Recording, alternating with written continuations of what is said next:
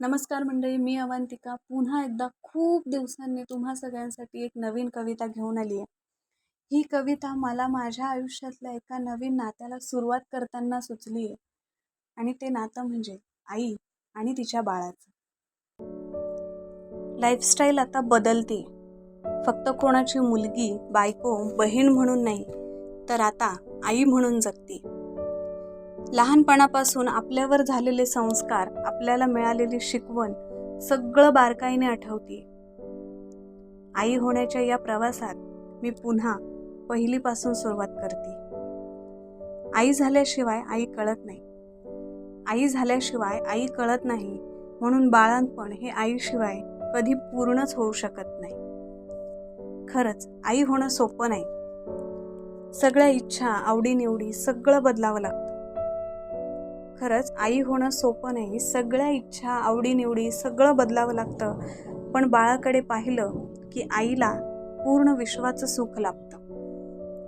बाई कितीही नाजूक, कमकुवत असली तरीही आई होण्याच्या सुखद यातना तिच्याच नशिबी आहेत।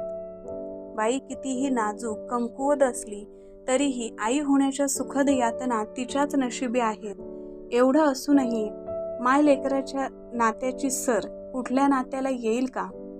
बाई लाख कमकुवत असू द्यावं, पण कोणाच्या पदरी काय द्यायचं या बाबतीत देव कधी चुकेल का? आई देवाला सांगायची, मी जे भोगलंय ते माझ्या लेकराच्या वाट्याला नको येऊ दे। लहानपणी आई देवाला सांगायची, मी जे भोगलंय ते माझ्या लेकराच्या वाट्याला नको येऊ देऊ। या वाक्यापाठची तगमग आज खऱ्या अर्थानं कळतीये। कदाचित म्हणूनच पुन्हा तेच मागणं आज मी देवाकडे मागते। एक नवीन आई होण्याच्या प्रवासात, एक नवीन आई होताना खूप सारे चॅलेंजेस फेस करावे लागतात, बट या सगळ्या प्रवासात, या सगळ्या जर्नीमध्ये आपलं बाळ हे इतर कोणाही पेक्षा आपल्याला जास्त पॉझिटिव्ह राहायला हेल्प करतं। आपलं बाळ हे कायम आपल्याला पॉझिटिव्ह राहायला मोटिवेट करतं, हॅपी राहायला मोटिवेट करतं, रादर ते आपल्याला कायम एक पॉझिटिव्ह एनर्जी पास करत असतं। डिलिव्हरी किंवा बाळाचा जन्म हा टर्निंग पॉईंट असतो असं म्हणतात, बट मला वाटतं की बाळाचा जन्म हा टर्निंग पॉईंट नसून तर एक स्टार्टिंग पॉईंट आहे, एका नवीन प्रवासाचा, एका नवीन नात्याचा, एका नवीन जबाबदारीचा।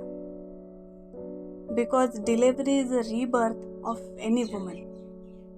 खरंच बाळंतपण म्हणजे बाईचा पुनर्जन्मच असतो, आणि आईपण हे काय असतं हे आई झाल्याशिवाय कळत नाही।